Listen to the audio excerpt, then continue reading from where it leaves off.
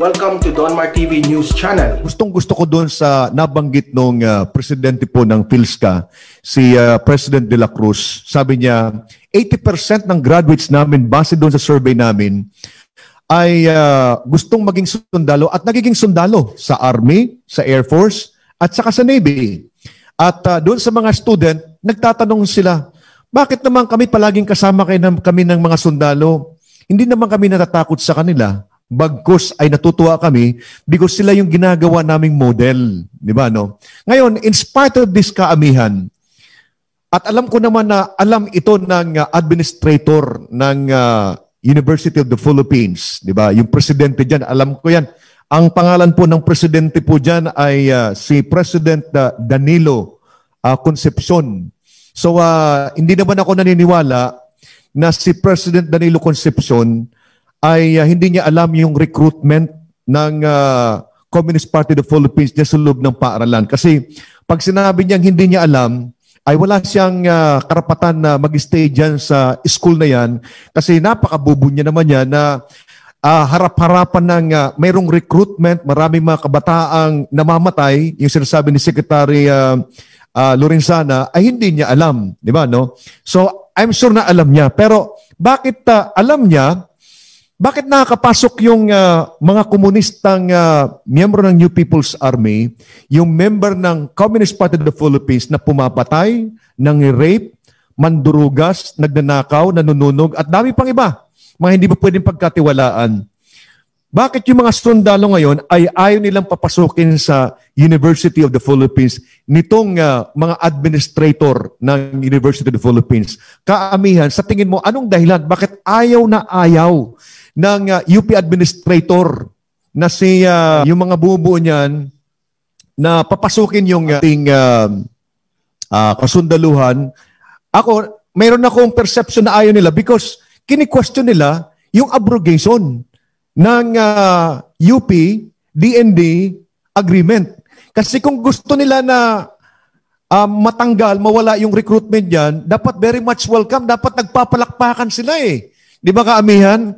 Kasi alam naman natin na hindi nila kayang tugunan yung problema sa loob ng UP. Sino yung ranking officer ng dating miyembro ng New People's Army na pinatay sa loob? Di ba? Sabi nga kahapon ni Justice Miranda. Popoy Lagman. Sino yun, Commissioner Belvin? Si Popoy Lagman. Si Bahay alumni. Pinatay sa loob ng UP.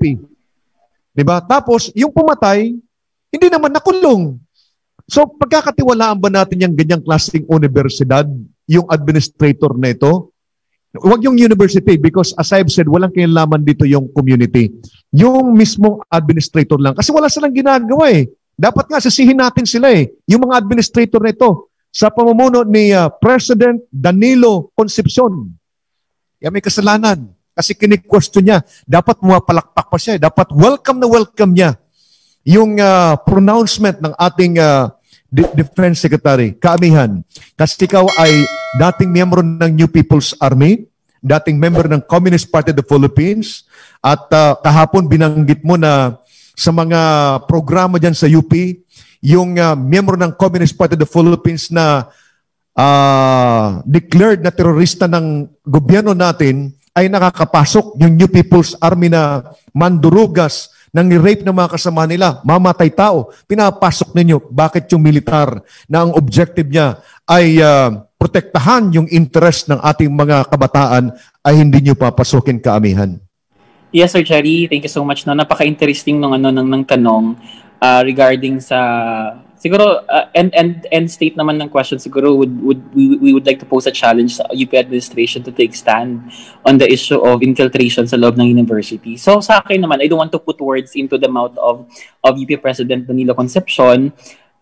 Siguro in relation na rin sa nasabi ni Ase Castillo, former Ase Castillo, na majority of the UP constituents are silent on the issue given na may mga apathetic, they just don't care about issues. So siguro sa part ko, what the UP administration can always hear inside the university are the narratives of the radical portion of the population, of course, which are some are legal front organizations, some are legitimate dissent from the students.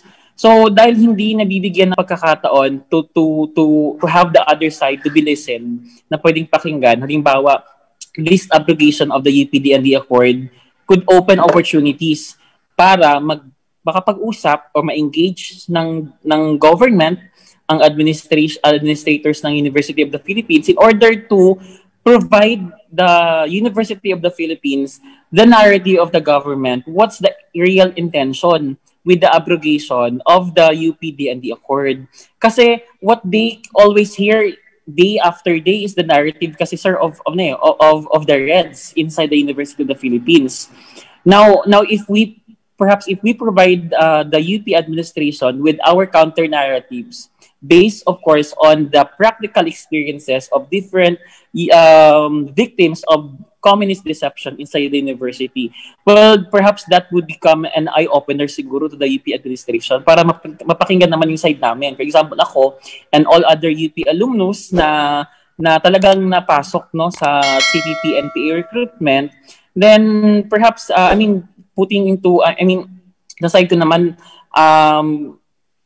bigyan natin ng chance ng UP administration na magkaroon ng opportunity na magkaupuan at saka mapakinggan yung side na hindi lang yung parating side ng makakaliwa yung parating na pakikinggan. O kasi maingay kasi sila sa loob ng UP. They are very, very loud. They are very, very active on different issues. Samantalang yung majority ng mga UP students are very silent. So, walang ibang pwedeng marinig yung UP admin, kundi sila lang din talaga. So, siguro it's a high opportunity para sa atin na mag-engage with the UP administration, lay on the tables our objectives, our intention, the stories of former NPA na UP alumnus for them to objectively analyze the situation. What's the real intent of the abrogation of UPD&D Accord? Na, to make things clear, this is not an attack on academic freedom. UP can still choose whoever professors they want to be employed inside the university. They can still choose to what the curriculums na dapat ituro sa loob ng university. If they want to study communism, then so be it. If they want to study capitalism, so be it. If they want to study Marx, Lenin, and Maoism inside the university, so be it. But what we want to put into stop is the recruitment towards violent extremism, terrorism of communist groups. At kasi ang hirap kasi sir pag may system of denial pa dun sa hanin ng admin na hindi naman yan nangyayari. It's just a personal choice of the students. That's a mistake kasi recruitment to the underground kabataang makabayan and recruitment to CPP happens. It exists inside the university and that's a thing na dapat malinaw natin sa UP administration. Very much, kaamihan. Umingi ako ng paumanhin kung naging emotional kanina kasi minsan pag nakita mo kasi yung mga nanay na nagsisipag-iyakan, di ba, no? At napaglalaruan yung sitwasyon ng kanilang mga anak. Minsan nakikiri tayo eh. So ito ay interest ng mga anak natin na napapariwara at ang iba dyan namamatay pa. Marami na mga kwento ng namamatay. Yung namatay lang po dito na-encounter ng 740th Combat Group dyan sa Nasugbo. Si Lapira na UP student ng Manila. Naman 14 of them patay na-encounter po. So napakarami ho.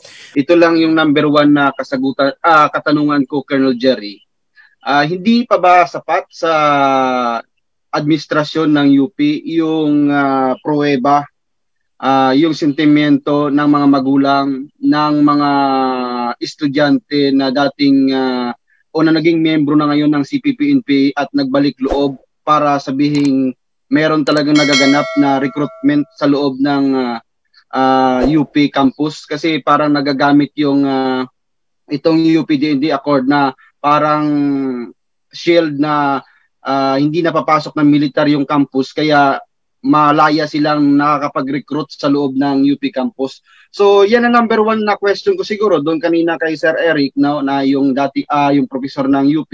Ito ba hindi pa rin ba sapat na maging basihan ng ilang admins ng UP sa iyong pagkakaalam, Sir Eric? ang unang tanong, bakit mo kailangang isara? Bakit Tama. mo kailangang silang pigilan? Mandato nila yon sa Constitution at sa ating Okay.